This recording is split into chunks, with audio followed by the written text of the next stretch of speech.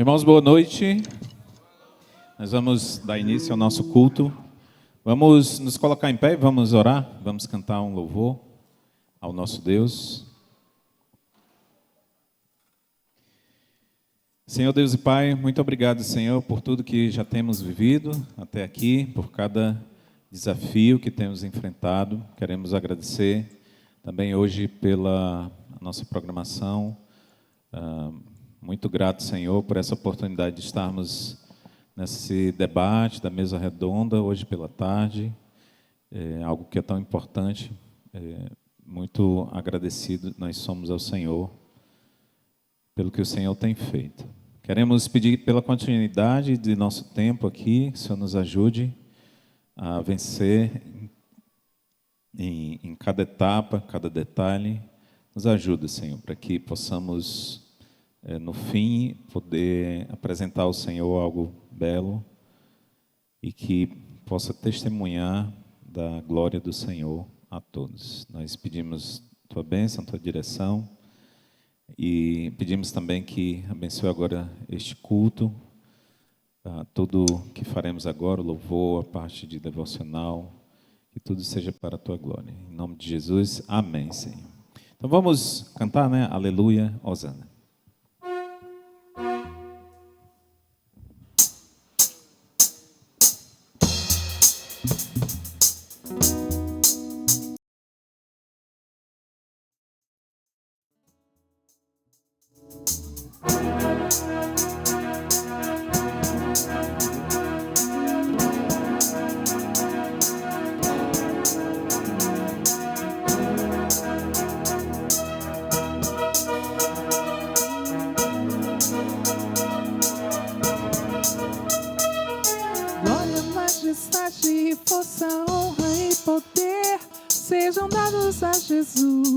Soberano Rei dos Reis, a cruz venceu a morte e o pecado destruiu. Com seu sangue nos comprou, nossa dívida pagou. Glória, majestade, força, honra e poder sejam dados a Jesus, soberano Rei dos Reis. A cruz venceu a morte e o pecado destruiu. Com seu sangue nos comprou, nossa dívida pagou. Aleluia, Hosana, glória ao Cordeiro. Nós te adoramos, a ti celebramos com ações de graça, glórias à alegria, pois convém louvar-te, ó Senhor, pois convém louvar-te, ó Senhor.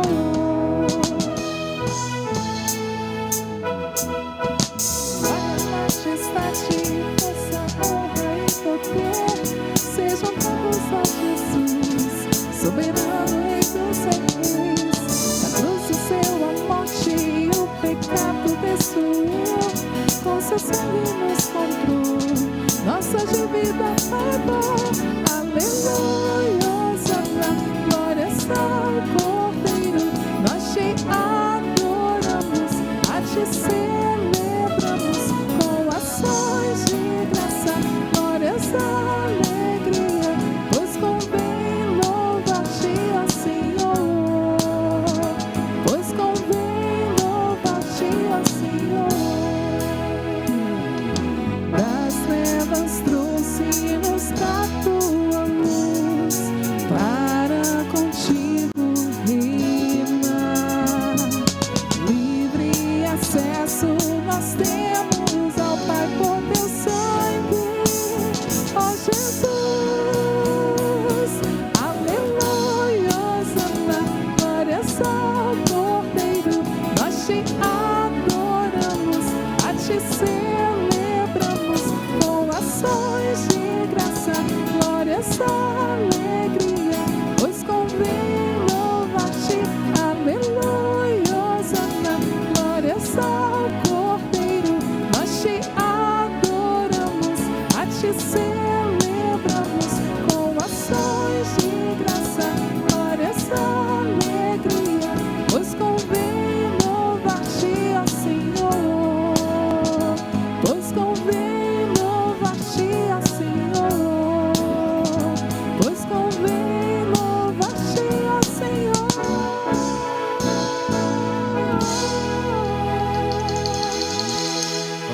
meus irmãos. Quero convidar nosso irmão, pastor Wagner Amaral, a passar a palavra para nosso devocional dessa noite.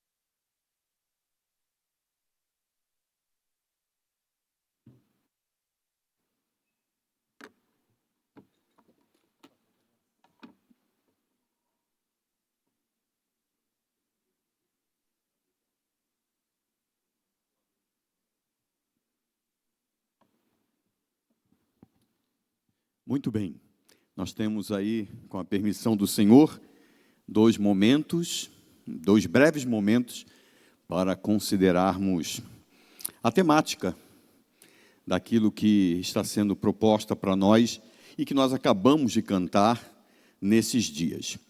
Nesse primeiro devocional, eu quero falar acerca disso. Todo ministrar deve ser voltado para o Senhor.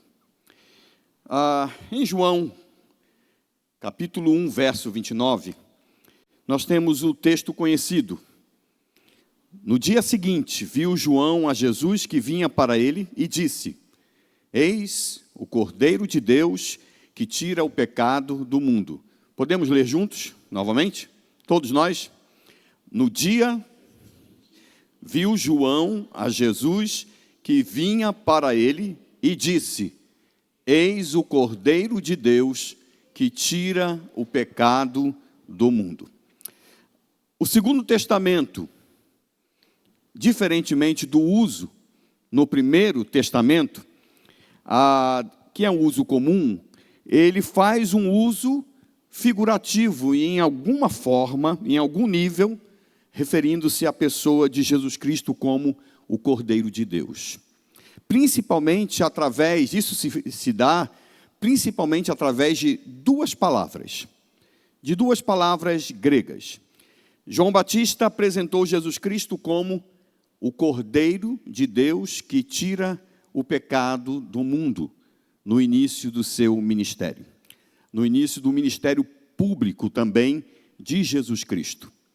A palavra grega usada pelo autor do Evangelho, assim como todo o Primeiro e Segundo Testamento, com exceção, e vamos falar dessa exceção amanhã, com exceção do livro de Apocalipse, é esta palavra, âminos. É esta palavra que nós vemos normalmente em todo o Segundo Testamento, quando se refere à pessoa de Jesus Cristo, com exceção do livro de Apocalipse. Essa expressão, Cordeiro de Deus, ela evoca múltiplas tradições. E eu posso recordar aqui de algumas, como, por exemplo, o cordeiro do sacrifício de Isaque. Todos nós podemos nos lembrar da história, da narração, nas Escrituras, lá em Gênesis 22. O cordeiro pascal, lá em Êxodo 12. Os cordeiros dos holocaustos diários, e nós vemos isso especialmente a partir de Êxodo capítulo 29, e até mesmo servo sofredor, retratado como cordeiro levado para o matadouro, em Isaías 53. Esse termo, o termo âminos, refere-se especificamente ao papel de Jesus como o Cordeiro sacrificial, redentor de Deus. Normalmente tem esta atenção, e sempre em referência a Jesus como o Cordeiro inocente, que de alguma forma, ou de uma forma específica, melhor dizendo, de acordo com o plano de Deus, sofre vicariamente por outras pessoas. Já no livro de Apocalipse, a terminologia, ela muda, e muda significativamente. O âminos, de todo o Primeiro e Segundo Testamento torna-se arnion. Não há entre essas duas palavras, ou entenda, entre esses dois termos, não há nenhuma diferença real de significado semântico. No entanto, considerando os contextos, considerando o papel na revelação progressiva, da narrativa da revelação do Senhor, a distinção ela vai residir na função teológica que cada termo cumpre, ou parece cumprir à luz de seu escritor. Em Apocalipse, diferente de todo o Segundo Testamento, o termo ocupa lugar central. Ele aparece 29 vezes no livro de Apocalipse, retratando simultaneamente o Cordeiro do sacrifício e aquele que virá soberanamente para julgar a terra e, consequentemente, para reinar sobre a terra. Arnion, que é o termo que está aí indicado, parece enfatizar que aquele que é Senhor eterno é também o Cristo crucificado por nós, o que nós costumamos cantar, como acabamos de fazê-lo. E essa distinção reflete essa mudança teológica, de perspectiva. No Apocalipse, as duas imagens se unem. O Cordeiro, morto, de acordo com um plano divino, por aqueles que ele veio salvar, e o Cordeiro conquistador apocalíptico. Falaremos sobre isso amanhã, se o Senhor permitir, né? Considerando a ideia da consumação do plano de Deus, à luz de tudo que foi revelado e à luz de tudo que foi e tem sido executado por Deus em conformidade com o seu plano. Agora, no registro, e se você está com sua Bíblia aí, mesmo que digital, você pode abrir em João capítulo 1, que foi o primeiro texto que nós lemos. No registro do evangelista, o que João Batista enfatiza? E é isso que eu quero trazer nesse primeiro momento para a gente, tá bom? Quero aplicar isso da própria realidade, da própria experiência de João Batista, registrada pelo evangelista. Eu quero trazer isso para nós, o ensinamento, e aplicar isso para a nossa vida. O que João Batista enfatiza? Eis a presença de Deus entre nós. Ouça, é isso que ele está enfatizando. Eis a presença de Deus entre nós, executando o seu plano de salvar pessoas e de restaurar todas as coisas. Quando nós ampliamos o olhar, nós lemos ali João 1, 29. Quando nós ampliamos um pouquinho o olhar para o registro do evangelista, nós temos essa compreensão mais ajustada. E eu quero conduzi-los a 3 breves leituras. Em primeiro lugar, vamos lá, versos 29 a 31. João capítulo 1, versos 29 a 31. No dia seguinte, viu João a Jesus que vinha para ele e disse: Eis o Cordeiro de Deus que tira o pecado do mundo. É este a favor de quem eu disse: após mim vem um varão que tem a primazia, porque já existia antes de mim. Eu mesmo não o conhecia, mas a fim de que ele fosse manifestado a Israel, vim por isso batizando com água. É interessante como João mostra que como está escrito, o seu ministério estava absolutamente atrelado ao ministério de Jesus Cristo.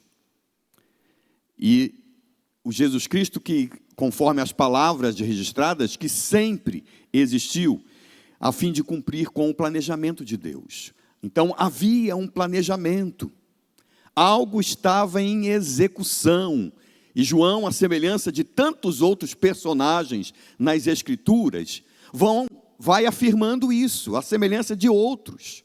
Olham para o Senhor e entendem que o Senhor está executando um plano estabelecido por Ele, intencionalmente despertando pessoas, estabelecendo o caráter, vocacionando pessoas, orientando essas pessoas para servi-lo através de algo específico.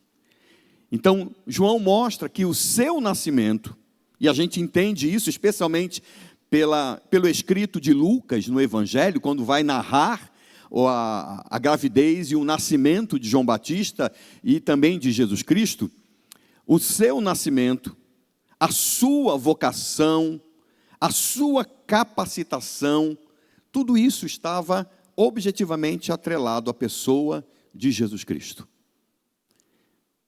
E nós vamos fechar esse momento olhando para isso. Tinha um foco, que era a pessoa de Jesus Cristo. Agora, olha a sequência, versos 32 a 34. Diz assim: E João testemunhou dizendo: Vi o Espírito descer do céu como pomba e pousar sobre ele.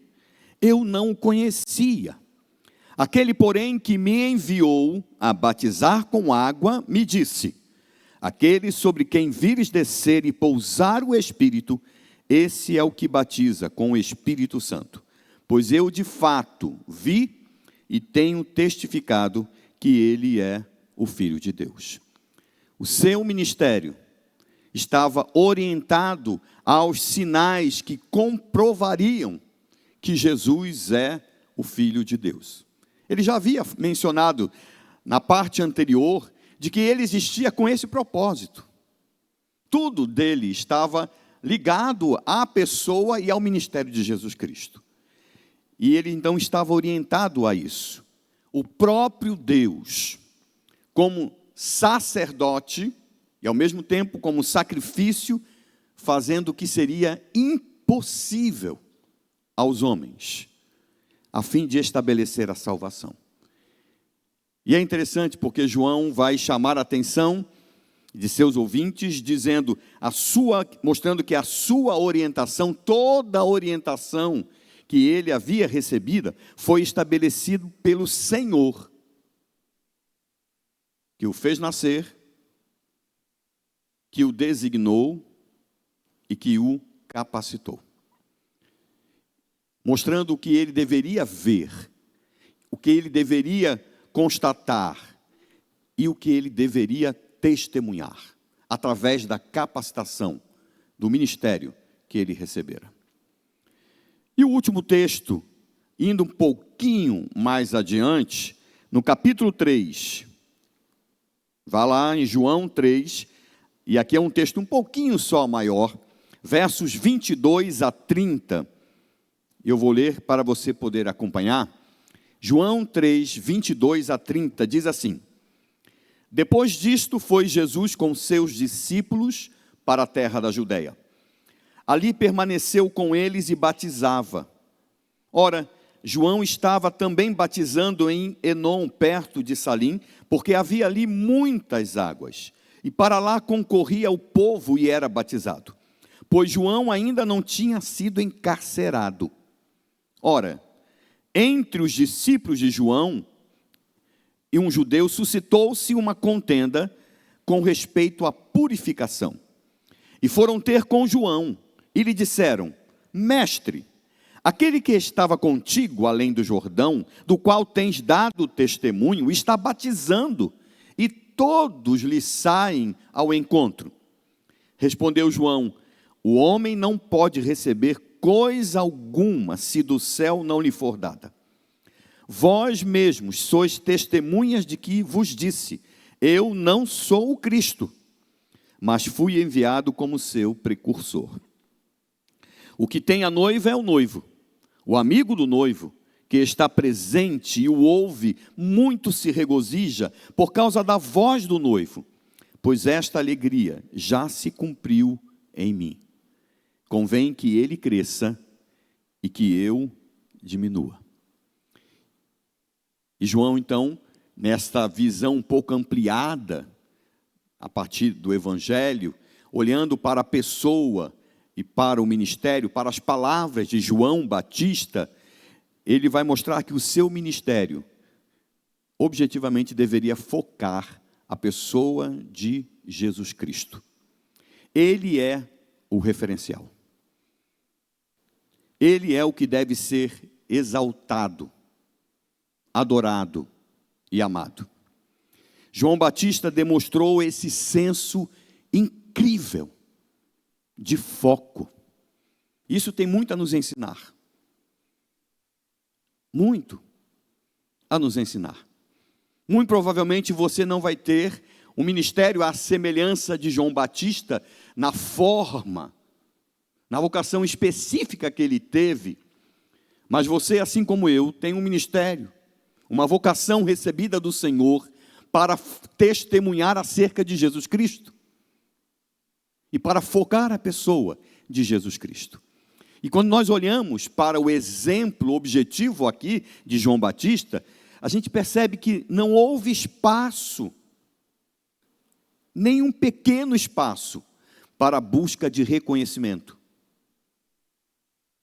para a busca de aprovação, para a busca de benefícios, como o conforto, ou até mesmo o usufruir de autoridade.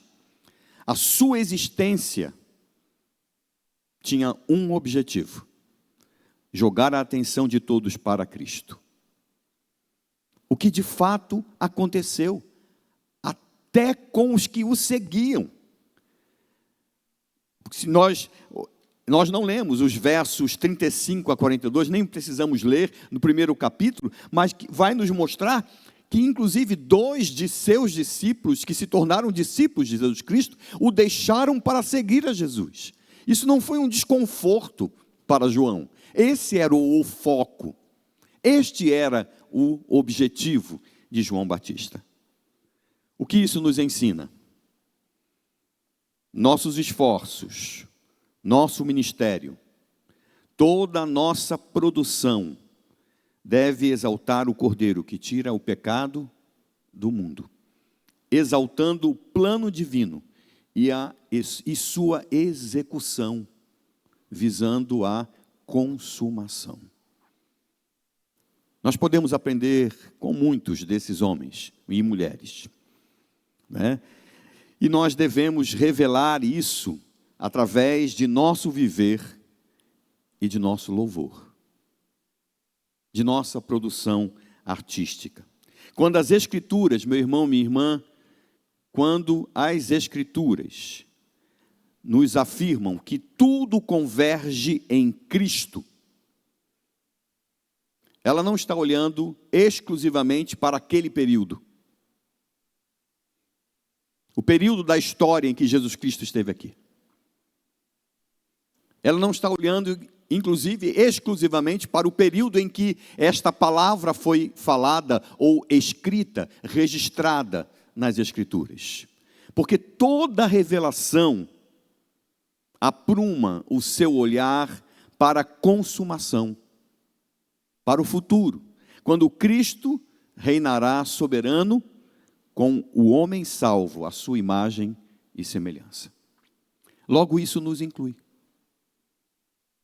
Inclui a todos aqueles que foram graciosamente alcançados pelo Senhor em Cristo. A nossa existência, a nossa salvação, o nosso ministrar, o nosso testemunhar deve convergir para Jesus Cristo. Não simplesmente em forma passiva, como um receptáculo do agir do Senhor sobre nós, mas como quem foca para Ele, como resultado de tudo o que recebemos e como lógica de nossa participação na história revelada e na história que está sendo executada por Deus até a consumação. Então eu queria lhe fazer uma pergunta para você ter um período breve de oração. A sua vida, os seus relacionamentos, os seus afazeres, as suas produções artísticas, exaltam o Cordeiro que tira o pecado do mundo e que restaura a nossa relação com o Criador? Testemunhando assim dele, como aconteceu com João Batista? Feche seus olhos e responda ao Senhor nesse momento, por um breve período. Responda ao Senhor.